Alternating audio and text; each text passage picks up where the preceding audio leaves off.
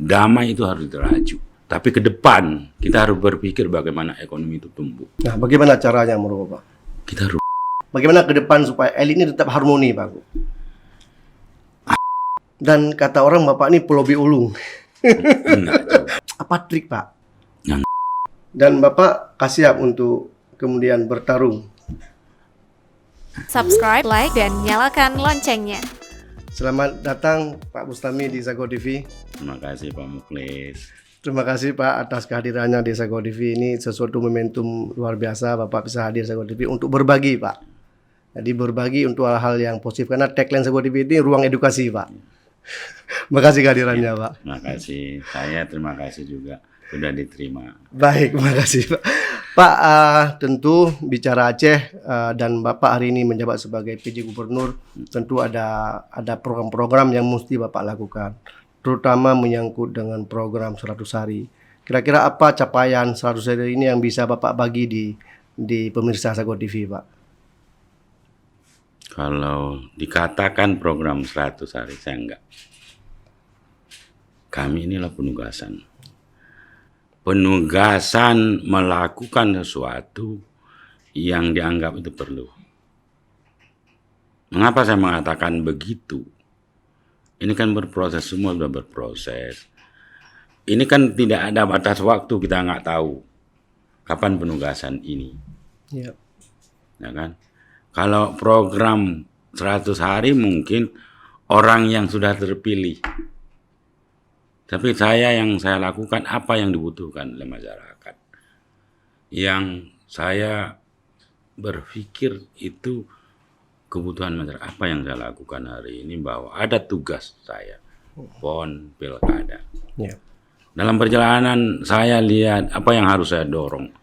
Misalnya ada tol yang sudah agak mangkrak. Saya nggak mengatakan mangkrak karena itu berproses. Ya. Ada Kerto. Ya. Juga Waduk sudah Kerto. Waduk Kerto, Bendungan Kerto. Ya. Nah, ada hal-hal yang miskomunikasi dengan masyarakat. Itulah yang saya edukasi semua elemen. Ini kepentingan kita loh. Ya. Bukan kepentingan siapa-siapa. Petani mengharapkan bahwa bendungan itu selesai, mereka bisa ke sawah, menanam padi. Itu yang saya lakukan. Ada bendungan Rukoh. Itu yang saya lihat bahwa harus saya dorong. Ya. Supaya masyarakat ada manfaat untuk masyarakat. Betul. Karena pemerintah harus berkomitmen. Pemerintah itu harus memberikan sarana dan prasarana. Kalau masyarakat misalnya sarana irigasi sudah berkecukupan, masyarakat nggak ribut loh. Dia bisa setahun mungkin 2 atau 3 kali. Baik. Nah, ini yang perlu kita pikirkan. Jadi beberapa hal yang tadi sudah mulai progres, Pak. Ya, insya Allah. Pak, kalau kita lihat Aceh secara umum, itu banyak sekali masalahnya, Pak. Mulai dari bicara masalah kemiskinan, bicara stunting, bicara pengangguran, bicara indeks penceraian juga tinggi, Pak. Soal kekerasan terhadap anak dan perempuannya tinggi, dan banyak sekali masalah-masalah termasuk korupsi juga kita lumayan juga, Pak. Nah, dalam pikiran Bapak dan gagasan Bapak, bagaimana kita memformula ini untuk mengatasi masalah-masalah itu, Pak? Kedepannya, Pak, bagaimana caranya, Pak? Kalau saya melihat begini, nawa itu kita mau kemana? Oke. Itu dulu. Itu kunci ya? Kunci. Nawa itu kita kemana? Cobalah kita belajar ikhlas. Mungkin sebagai hamba Tuhan yang tak sempurna, berat. Tapi kita harus memulai. Aceh ini anugerah Allah loh. Semua ada. Ikan banyak. Kalau logikanya kita sebagai manusia biasa, nggak mungkin loh ada stunting di Aceh. Ikannya luar biasa. Berlimpah. Nah, ini yang harus kita. Apa sih yang salah? Katakanlah bahwa tadi Bapak bilang kemiskinan. Iya. Berapa tahun kita sudah damai? Apa yang kita beri? Kita sibuk, banyak uang. Di Aceh ada OSUS, tapi apa yang bisa kita tunjukkan hari ini? Legasinya apa? Kita hampir menjelang 20 tahun lu damai. Tapi sudahlah. Damai itu harus dirawat. Damai itu harus diraju. Tapi ke depan kita harus berpikir bagaimana ekonomi itu tumbuh. Nah, bagaimana caranya menurut Bapak? kita harus buka diri, Kita terbuka, membuka diri. membuka diri. Tapi tidak boleh menghilangkan khasana budaya. Oke. Identitas orang Aceh tentang keislaman. Yuk kita tanamkan pada anak cucu kita ke depan akidah. Dulu, bicara dulu, kita nggak boleh bangga dengan masa lalu. Ya, tapi perlu Tapi cerminan. menjadi kenangan untuk spirit kita masa depan. Ya. Nah, ini yang harus kita edukasi kepada masyarakat. Masa dulu bisa, Ya. kita enggak. Apa yang salah? Dulu Aceh ini menjadi kota metropolitan, kota Betul. dagang. Dan semua orang tahu itu, Pak. Ya? Tahu. Di abad 17, Bandar Darussalam namanya. Dekat-dekat dengan Bandar Polisi. Iya. Ini yang perlu kita berikan tahu. Mengapa bisa? Apa yang salah? Yuklah kita bersama memikirkan Aceh yang indah loh, elok dan elegan. Bapak sudah punya resep sebenarnya itu. Insya Allah. Sebagai manusia, Betul. saya akan melakukan apa yang bisa. Betul. Di waktu-waktu yang disinggahi amanah. Ini kan saya cuma disinggahi Betul, betul. perjalanan. Saya kritik, saran, semua saya terima. Tapi saya tetap berjalan. Karena perjalanan anak manusia yang paling jauh menurut pikiran saya antara kepala dan hati. Bagaimana kita mengendalikan ini, semua bisa terkendali. Itu yang saya pikir. Ketika kemiskinan ada menjerat kita, apa sih yang salah? Ya. Kita Tapi kemudian Pak Gub, banyak juga yang berpandangan Aceh ini kaya, Aceh ini elok, dan Aceh ini luar biasa, nilai-nilai kearifannya. Ya. Tapi pada sisi lain, secara ekonomi kita hanya berpedoman pada APBD saja. Nah, dalam konteks ini bagaimana gagasan Pak Gub supaya investasi ini betul-betul untuk Aceh itu dapat mendorong perekonomian masyarakat? Bagaimana caranya Pak Gub? Bersama, satu jalan. Yuklah kita bersama. Kebersamaan itu indah loh. Kalau nawa itu kita ikhlas bersama menuju keindahan, yuk kita ajak semua orang mau datang loh. Oke lah kita beda awal, tapi di ujungnya kita harus bersama. Ini ada investasi belum datang, dia udah ribut. Udah ribut. Oh, rusak lingkungan, rusak ini. Ayolah. Tapi yang dirusak kita nggak pernah berpikir loh. Yang liar. Yuklah kita tata. Hari ini kalau saya ya, kita semua elemen masyarakat, yuk bersatu. Menerima secara terbuka. Tapi tidak boleh menyalahi aturan, mekanisme yang berlaku. Itu yang tidak boleh kita langgar. Kita syariat, yuklah syariat kita tegakkan. Tapi keterbukaan juga. Yang kita perkuat sekarang tentang akidah. Keyakinan kita kan semua mengajarkan kebaikan. Yuklah kurangi fitnah. Saya pikir kurangi caci maki. Untuk Aceh yang lebih baik. Siapa yang harus berperan, Pak? Ini misalnya Pak Gub sebagai PJ Gubernur Aceh, kemudian yang lainnya untuk mereduksi nilai-nilai fitnah supaya Aceh ini harmoni, Pak. Terutama elitnya harmoni, Pak. Nah, ini bagaimana supaya kohesi sosial kita, kemudian ketentraman masyarakat, dan tentu harus diawali oleh ketentramannya elit, harmoninya elit ini. Dan beberapa inisiasi Pak Gub sudah lakukan sebelum itu. Nah, bagaimana ke depan supaya elit ini tetap harmoni, Pak Gub? Harmoni itu baru kita dapat ketika ada kebersamaan. Semua unsur, ulama, umara, semua unsur, semua elemen masyarakat. Kita punya hak yang sama hidup di negeri tercinta ini. Nggak ada perbedaan. Yuk kita berjalan, beriring tangan, melanjutkan kemaslahatan umat. Yuk ulama, kita ada perbedaan, yuk kita duduk berdiskusi dengan hati yang tenang. Karena dalam proses kehidupan manusia, kalau dia emosional, dia pasti tidak rasional. Dalam keputusan apapun. Itu poin menarik itu. Justru itu bagi saya, yuklah kita rasional. Berpikir dengan tenang. Supaya keputusan itu rasional. Jangan irrasional. Termasuk dengan dana otsus. Ini kan dana otsus mau habis nih Pak Gub. Nah, apakah Pak Gub yakin bahwa dana otsus ini akan diperpanjang dan menjadi akan diperpanjang oleh pemerintah pusat? Dan tentu keywordnya adalah komunikasi tadi. Tapi mungkin Pak Gub punya gagasan berikutnya? Saya tidak mengatakan iya dan tidak. Semua berproses. Ya, bagaimana kita membangun sebuah komunikasi yang baik, saling menghargai, saling menghormati. Mereka pasti dengar loh. Ketika tol dulu keluar, saya coba berkomunikasi yang baik.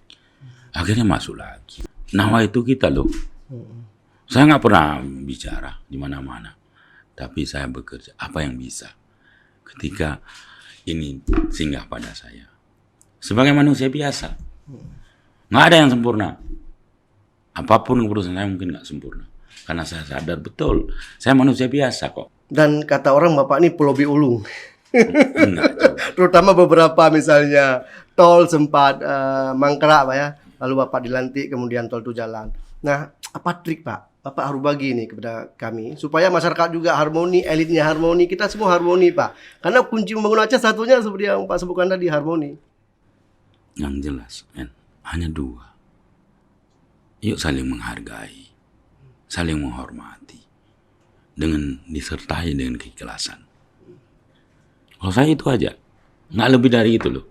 Hidup itu untuk dinikmati sebelum kita mati. Kan prosesnya nikmati, hilang nih tinggal mati. Sebelum menuju ke sana, yuk kita terus berjalan, memperbaiki yang kurang dalam perjalanan. Saya kadang-kadang lihat apa sih, kita terus harus berpikir untuk Aceh yang lebih baik. Saya mengajak semua kita, yuklah berikan saran. Saya ketika apapun orang ngomong saya diam aja kok. Mau dikritik saya terima. Ada yang bilang saya mengkhianati, saya terima juga. Itu sebuah proses loh. Biarkanlah waktu yang menjawab. Semua kita bermain dengan waktu. Kapan tunggu waktunya? Itu aja Pak Muklis saya. Tapi kalau soal tol Pak, Bapak yakin bahwa ini akan selesai dari Banda Aceh tembus ke Padang Tiji tahun ini? Insya Allah akhir Agustus ini selesai Pak. Hanya 380 meter. Masa 7,36 sudah selesai, cuma 300 lagi enggak. Bapak sudah hadir ke sana? Kemarin saya baru ke sana. Iya. Dengan Pak Pangdam berserta rombongan, semua elemen. Ada BPN, ada Bupati. Oh, BPN ikut juga ikut. Pak? Ada PJ Aceh Besar, ada PD. Yuk. Kita. Kalau soal PON Pak gimana? Apakah venue PON, Bapak optimis terhadap penyelenggaraan PON? Sebagai pemimpin saya harus optimis lah Pak. Iya. Dan Dan venue-nya gimana Pak? Udah siap semua? Insya Allah Pak, udah 90%. Ada memang yang itu, tetapi saya punya keyakinan. Tetapi bahwa Nawa itu kita, PON itu harus berjalan. Lancar dan sukses.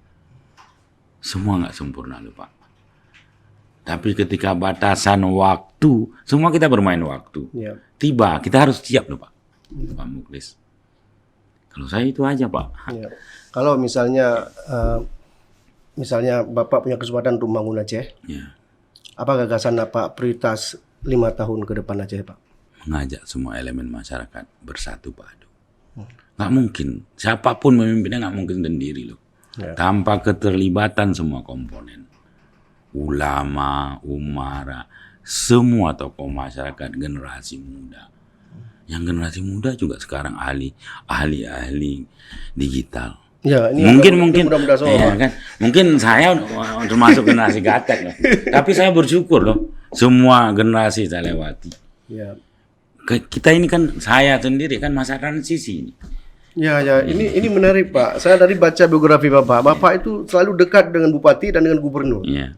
Ini luar biasa nih, sejak di Kabupaten Pidi dulu dengan Bupati. Mungkin itu bisa nggak Pak diceritakan bagaimana awal kemudian Bapak kok bisa dekat selalu dengan pemimpin Aceh? Silakan Pak. Kembali pada dasar Pak, saling menghargai dan menghormati. Dan itu saya lakukan. Hidup itu Pak pilihan. Kita harus berani memilih loh. Yang tahu kita kan kita. Orang bisa bicara apapun. Tetapi pada titik-titik tertentu kita harus berani memilih. Kami orang Aceh begah, ingat baru juga. Ya. Ini orang Aceh loh. Nggak itu biasa. Belum pernah menekannya Bapak di Aceh. Orang Aceh ingat baru juga. Merubah kemampuan. Dan Bapak siap untuk kemudian bertarung. Bismillah.